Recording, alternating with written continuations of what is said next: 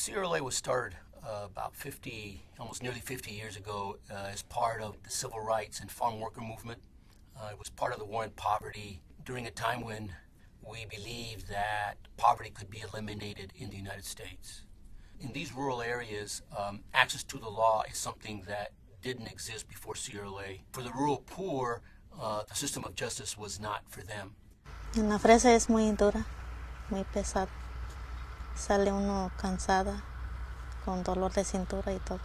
Strawberries is one of the crops that is both very highly profitable, but it is very expensive to raise, so it's high risk.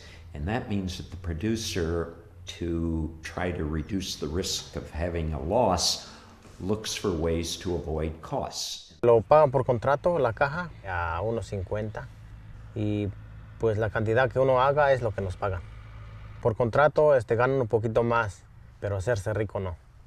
It's incredibly grueling work. It requires being bent over at the waist or on your hands and knees all day. It is as demanding a physical work as probably any that people are familiar with in this country. The farm worker is the one who provides us with food, and yet their hands are invisible. CRLA has always believed that somebody has to defend that worker. Nosotros estábamos trabajando ahí con ellos, todo estaba saliendo bien, pero llegó un tiempo que se empezó a atrasar con los cheques. Decían que sí nos iba a pagar y que no nos preocupáramos, que sigamos trabajando. A la cuarta semana ya era mucho lo que nos debía. Ya no teníamos más dinero, pedíamos prestado y prestado. Me debían a mí y mi señora como $8,000 y pues no, nunca nos pagaron. Y yo pensé que no teníamos derecho, no sabíamos dónde acudir para que nos ayudara, pues pensábamos que todo se perdió. In the summer of 2000, a group of workers came into CRLA's Santa Maria office who worked in the strawberry fields and, as had been very common for many years, had not been paid their wages. California corporations can be very crafty. They can hire subcontractors, and the subcontractors will hire the employees. And when that happens, the subcontractors often don't have money. And so the employee who sues the subcontractor for wages often is left holding an empty bag. And so the question at the end of the day was, who will take responsibility for the salaries of those workers? We filed suit on their behalf to recover their wages against the contractor who had initially hired them. So I got a call from Julie Montgomery, who was one of the lead lawyers in this case. And she asked if I could help her with the case in Santa Maria. We have tried very hard over the past 12 years to work with CRLA by co-counseling on a number of cases. And I'm proud of my relationship with this organization. I remember traveling to Santa Maria and to San Luis Obispo and attend depositions and defend our clients. The court finally issued its decision in May of 2010. The decision is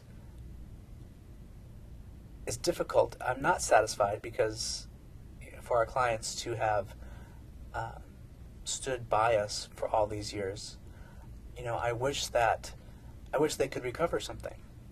But at the same time, we accomplished a great deal because we changed the law for the better. We changed the way the court looks at the employer and employee. That case in the future will affect many, many workers who are found in the same situation, when an intermediary person will hire them and say that they will pay them, and then the worker ends up being unpaid.